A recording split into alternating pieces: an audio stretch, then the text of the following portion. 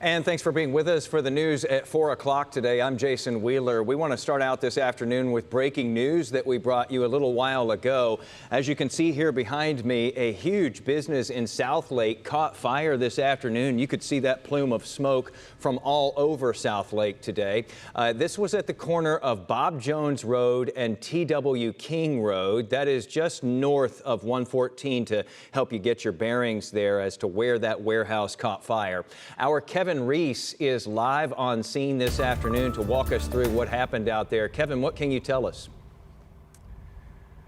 Yeah, Jason, when this fire started, we were in Arlington, about 20 miles to the south, and that major smoke plume that you talked about was visible from at least that far away.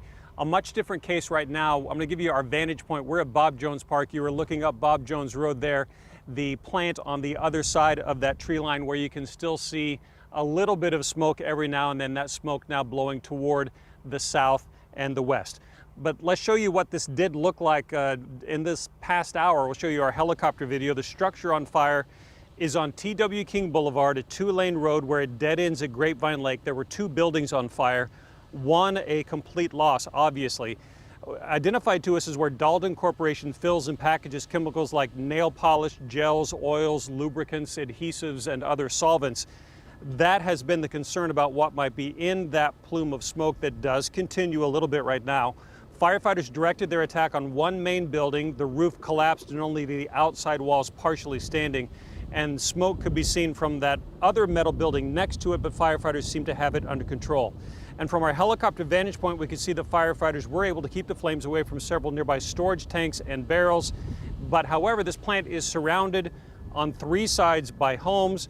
There was a shelter-in-place of order for two schools, including Walnut Grove Elementary. But the good news is that the fire is mostly out.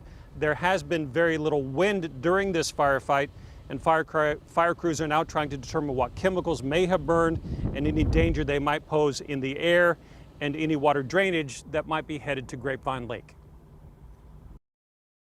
We have to evaluate the chemicals inside. We've got the hazardous materials teams on site, ensuring that there is no hazards to safety at the time and the direction that the smoke was being blown and the direction of travel. We wanted to ensure that there was no issues at that time. So we're still working through to ensure that that is safe. The fire is under control.